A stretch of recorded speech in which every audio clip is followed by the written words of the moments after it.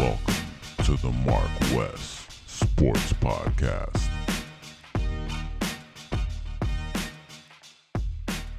Yeah. Yeah, man. Anything else I missed? I just everything. I mean, we didn't talk about the Hurricanes because they were off this week, but they do have a game coming up against North Carolina, so we might as well go ahead and talk about it. I mean, ACC game, first conference game of the season, and to be honest, Wes, this is a big game, bro. This is a huge game for the Hurricanes. This is after one of the most embarrassing losses in program history. To come back after a week off, if we see anything remotely close to what we saw against Middle Tennessee State, I might cry. I might cry, bro, because it's to me it's that significant of a gap between where we are and the U coming back to the elites. Because if we mess around and get blown out by this in this game, then I still believe in Cristobal. I still believe in the staff, but these are Manny Diaz's recruits, and a lot of things weren't there in place like they are now for them to be successful. So it's going to take a while for them to get back to the elites of the world. But that if they get blown out, bro, we gonna be suffering for like 2 years.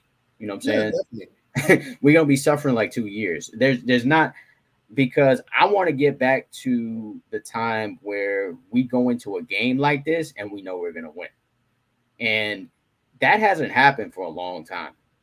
I mean, yeah, I knew we were gonna win against teams like Bethune and Southern Miss, but for us to lose the way we did against Middle Tennessee State, and now you playing big boy teams now it's funny how we call these big boy teams nowadays. Just teams in the ACC. It's not like we playing in the SEC or even the Big Ten. We play in the ACC against teams that we should beat. And North Carolina can score. They got a quarterback who they say is better than the last quarterback who got drafted, Sam Howell. So this guy is supposedly better. I talked to one of the rivals writers over there for North Carolina, and he said that this quarterback is better than Sam Howell. So that makes me a little nervous because Sam Howell a couple years ago, well, it wasn't him. It was mostly the running game, but they ran all over us in a game in Hard Rock Stadium in a game that we were supposed to win. We went into that game very confident, and we got the dog shit beat out of us, bro.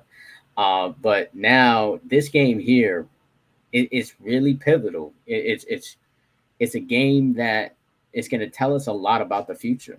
It's going to tell us a lot about the rest of the season and how it's going to go. Miami could still make it to the ACC championship game. Let's not just say the season is over. Even if they lose the game, they can still make it to the ACC championship game because the Coastal is not even that great. But any hopes of winning that game is out the window. You're just going to go there and you're just going to get mopped by Clemson, even if you win the division. So, it's a pivotal game, Wes. It's a game where you want to show that, hey, there's growth. You want to show that, hey, we coached these boys up in this bye week. We fixed the mistakes. Tyler Van Dyke is back, going to start. And I'm going to start there with you, Wes. What do you think about Tyler Van Dyke starting in this game? I think it's a good thing, because at the end of the day, I don't think Jake Garcia still is ready to be that quarterback after 1 week, 2 weeks, by the time they actually play. I think you want to go ahead and show the country that you're going to be behind your quarterback the same way I was behind Tua. Give him a shot. This is a new offense. I mean, he was in shotgun all last year. He didn't really need to read the field like that. Just anybody that's open, I'm going to throw it to you. You're a spread formation. So I think that benefited him. And I think this pro style is just, it takes a little time to go ahead and get that rapport with those wide receivers that you rarely threw to all last year. All your other receivers are gone and balling in the NFL. You see Osborne won that game with the game-winning catch. Offense. Cousins. He's got it. Touchdown. It's Osborne again. And Minnesota is in front with 45 seconds to play. And so on and so on. Everybody that came from the U last year that transferred and made it to the actual league, they're actually doing good right now. So for me, I think that he don't have that rapport yet, but with time you're gonna get it. I think those first few games, they could have left them in the game a little longer, even though we're blowing them out by 70 and stuff. Keep them in that game because so you can build that relationship. Of course, Restrepo was still available and things like that. He probably would have been throwing to them normally. But for me, I think that it's not really TVD that need to do so much of changing. I think it's that bland offense that the Hurricanes are doing. Like, we had that problem with Manny Diaz too before we wind up getting Rhett Lashley, and we wind up airing everything out because for years we've been saying the damn Canes offense is trash, and that was the pro-style offense. You wasn't seeing nothing produced with the running backs, with the wide receivers, nothing. So we forgot how it was because we had Rhett Lashley for a few years. You feel what I'm saying? And now that he's gone, it's back to the bullshit that we've been seeing for the longest. So what the offense coordinator need to go ahead and do is open it up. Yeah, I know we play pro style, but we trying to win damn games. Sometimes you need to put this dude in some shotgun so we can get some big plays. You feel me? And then we go back to the pro style, and do our thing like that. As far as with the defense, everybody can't be in man. And if they are in man, still have somebody up top, As far as with the team, I think the team needed this. They needed this early before we played anybody from the ACC. Imagine we would have won all of them games and we still have all these holes. We rank top 8 or top 5, and then we play NC, and then we wind up losing. You feel me? And then losing big, and then our dreams are crashed again. Thank God it happened the way it happened with Texas, but really, with Middle Tennessee, it was supposed to happen. We got whooped in every phase of the damn game, special teams, offense, defense, and it showed. I hope everybody was embarrassed. I know the coaches was embarrassed because this is supposed to be the elite coaching staff, the all-star coaching staff that we've been saying. Yeah. And it's not looking like that right now. It's not looking like that. Everything is looking kind of bland and shaky. As far as with the offense, at least. Defense, we be not in the best position. Some people gonna be like, that's the players, but shit, the way we got bombed 4 times last week, that's not just the players, that's scheme, that's everything. And like you were saying, some players got off the field and saying they were not prepared for this. Then it probably was the players that don't like the new way of things, don't like the whole dictatorship, but the teams that run a dictatorship like Nick Saban, Urban Meyer, when his ass wasn't, sullied by the NFL, and all these other great programs, it's a dictatorship. So these people need to get with the program. TVD. What you mean by dictatorship? Because a lot of people might take that the wrong way. When I say dictatorship, it's like, look, everybody is in line. You see Bill Belichick, it's a dictatorship. Point blank. Nick Saban, it's a dictatorship. Now, that's how I mean. These people tell you to do a certain job, and you need to do what I'm telling you to do. All that, you're going to play for yourself, and now the team is out of position, and we blow coverage, and now it's a big play. No. You don't do what you want to do. You do what the defense and I tell you to do. That's why we have this playbook. That's why we run plays before the actual game and practice and everything like that. I know where you at, Marcus, on the field because we practice it. You feel me? So when I say dictatorship, people need to do what the coach tell them to do. We said Williams was out of position in a lot of plays and this, that, and the other. Look, that's because sometimes people be wanting to do more than what you have to. No, we gonna gang tackle. I'm gonna grab them because I'm in position, and it's your job as my teammates to come and help support. You feel me? It don't need to be a one-on-one tackle. He may be dragging me, I don't care, but he ain't going nowhere because I know my big dog gonna come with with a big ass tackle. You know what I'm saying? To help me out. Play the game the way it's supposed to be played, and I think we should go ahead and do well. TVD, you know, you need to be that dog that was last year, confident saying that we gonna win these games, not somebody that's the deer in headlights in that actual broadcast. And that was another thing. I heard you on the broadcast. I had when you was asking him them questions on I think it's Canes something. It was not Canes County. It was something else. The Zoom on conference call. You feel me? So yeah, that was up. You feel me? Marcus Benjamin, Kane County's BenjaminRivals.com. Yeah, he be doing this thing. Your boy. Go to Marcus Benjamin from Canes County. Marcus. Tyler, I wanted to ask you about just the mood of the film room review and just kind of how that went. So just with Cristobal's interview this week, he said he had to take the sensitivities out of the room. So can you just kind of talk about the mood of the film review of this game? Yeah, I mean, we just went through the film, saw stuff we need to correct, and decision-making wise, you know, just going over that. I think sensitivity-wise, just everyone owning up to, in the entire building, owning up to their mistakes and owning up to what they can improve on. Just being coachable, the coachability aspect, which we really have improved, you know, since he got here. And obviously it still needs to get a little bit better, try to get that sensitivity out and, you know, just be coachable. Today I asked TVD a question during the press conference, and I asked him about deep balls, man, because before the season started, he said he loves throwing the deep ball, but he's thrown 3 deep balls the entire season. That one to Keyshawn Smith for a touchdown against, I think that was Southern Miss, and then he threw another deep ball to Restrepo in the first game against Bethune, and I guess you could call that deep ball to Arroyo during Texas A&M a deep ball, even though it was like 26 yards, whatever it was. You know what I'm saying? So I asked him about that and just, you know, kind of, you know, does he want to go deep more? Does he audible to a deep pass, that type of thing? Because you played Madden before, just like me.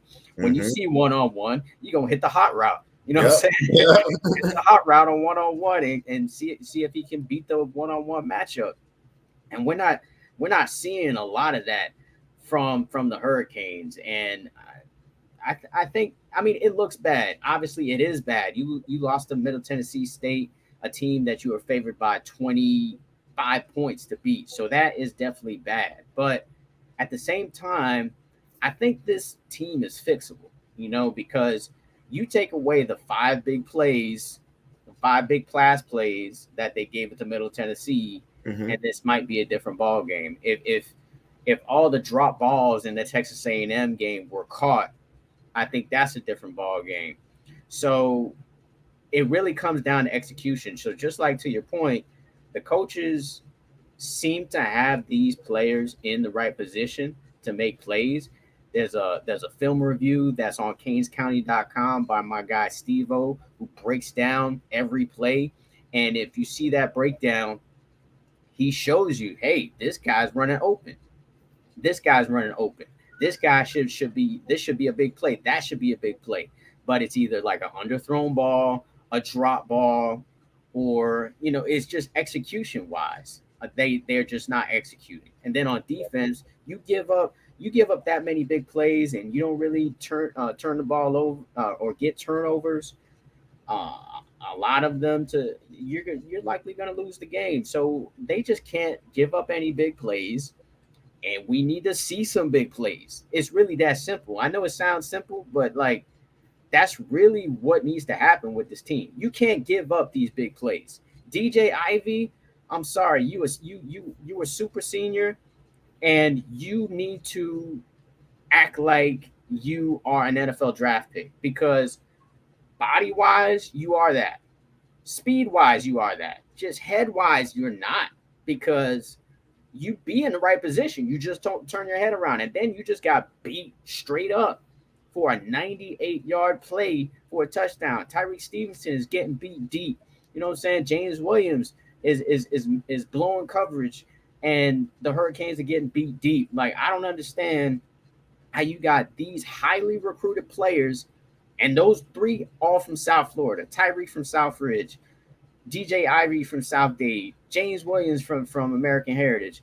I mean, these are players that highly recruited, some considered 5 stars at some point, and they getting beat by players I ain't never heard of. You know what I'm saying? Brainwashed for Manny. They brainwash so much that bad habit is taking a longer time for Cristobal to get rid of the bad habits that they had because of Manny Diaz not coaching them up for so long. Right. Like that, he a super senior. Sometimes when you older, it's hard to break those habits. Yeah. And I'm glad you brought up Manny Diaz, because I'm about to give you a take that's probably not going to be very popular. I think Manny Diaz actually was smarter with what he had.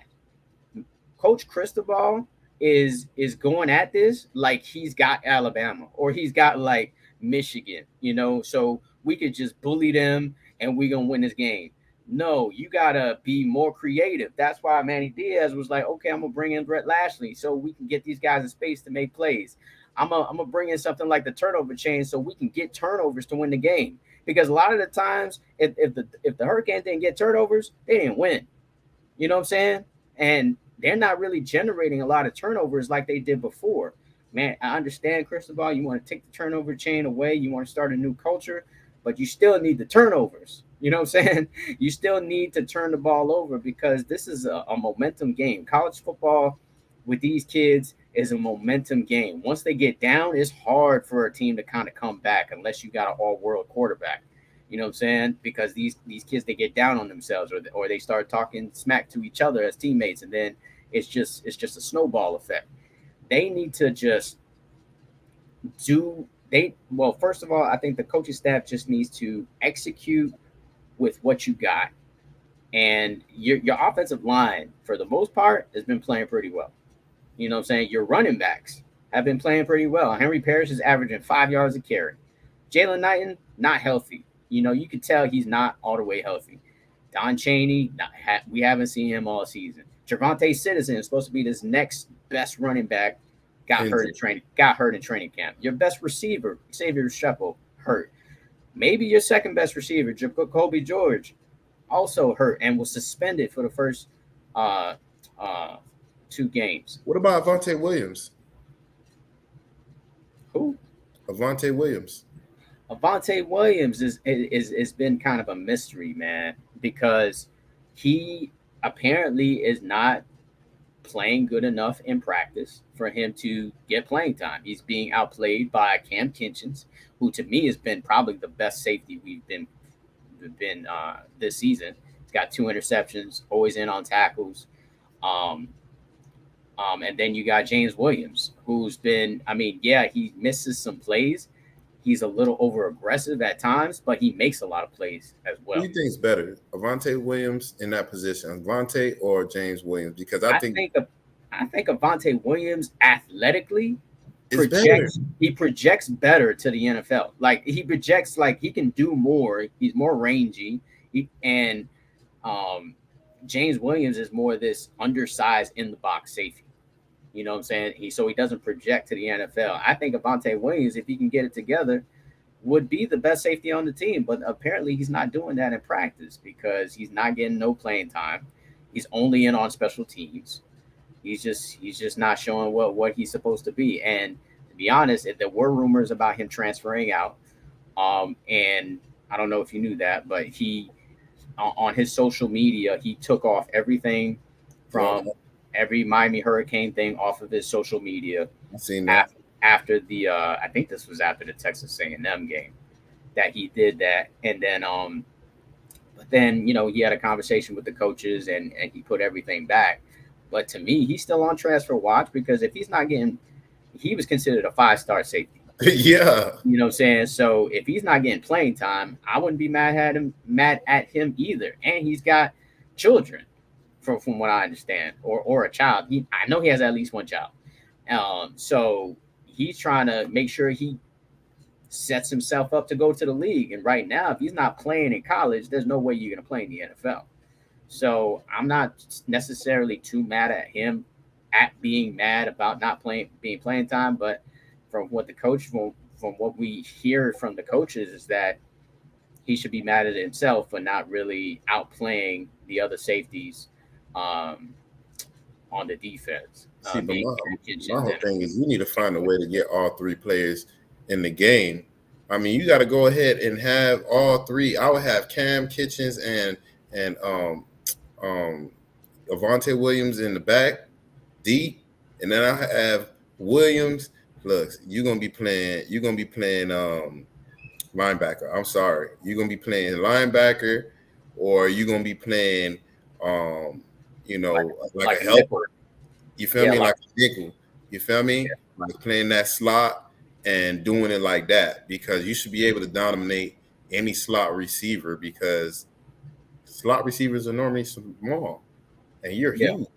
Yeah, and he's good. He's good in that area. He's good in just right behind the line. He's good in that area as far as covering. He could step in front, just like in that first game. He stepped in front of a pass for an interception.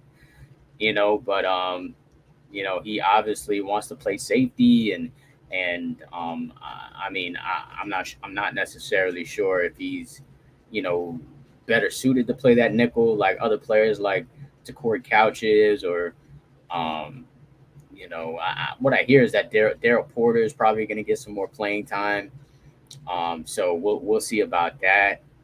But they just can't give up any big plays against North Carolina, because I just want to say North Carolina, highest scoring team in the ACC. They score 42 points a game. Their defense hasn't been stopping anybody until last week, where they held Virginia Tech to 10 points. So maybe they figured out their defensive situation. So I'm scared of this team. I ain't gonna lie. I'm scared of this team. I'm scared of what will happen, especially because of the last time I was in Hard Rock Stadium, they lost to a Middle Tennessee State team.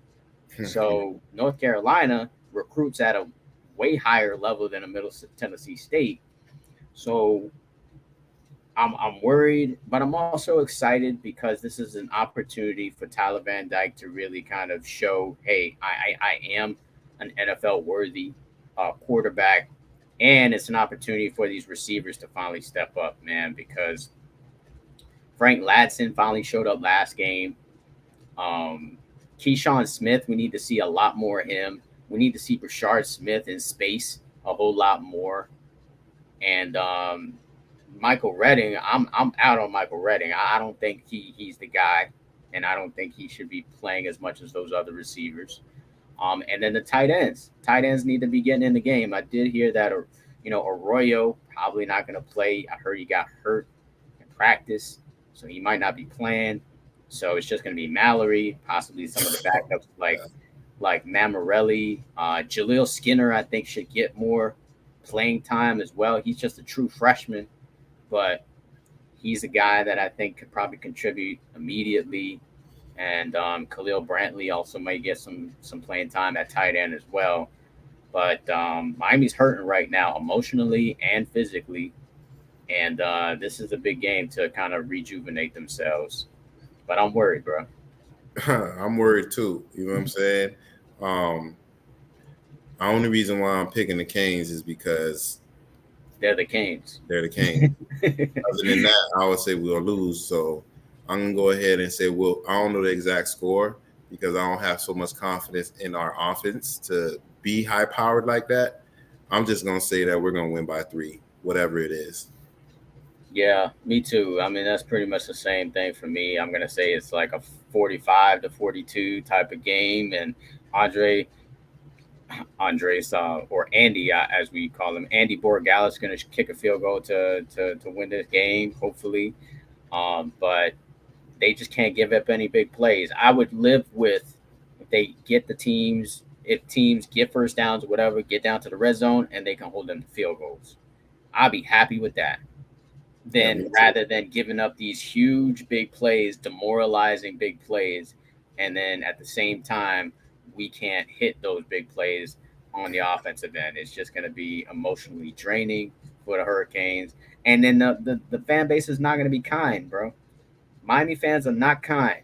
If Van Dyke is messing up in that first quarter, they're going to boo him just like they did against Middle Tennessee. And they're going to be calling for Jake Garcia to get in the game. So I hope they can get their act together, because emotionally, if they lose this game and it's a bad result, like losing by 2 touchdowns, 3 touchdowns, then it's going to be a sad season. But if it's close, then there's still some hope to win the Coastal. Yeah, even if we lose close, could we do some dumb shit and give them the opportunity to win and beat us by a field goal because of a penalty or something? I'm gonna be hot too, and I know wifey gonna be hot too, because your ass, you already know you're gonna jump in the car, and the person that you're gonna vent to is wifey, and she gonna hear all the crazy. Yeah, exactly. Yeah, she be telling me she be bracing herself. She be trying to watch the score and she be nervous, But like, hey, man, somebody got to get it. Yeah, somebody got to get it. So yeah. You don't have anything else? Nah, that's it. That's it, man. All right. So if ain't nothing else, this gonna conclude this episode on the MarcWes Sports Podcast. Until the next episode. Peace.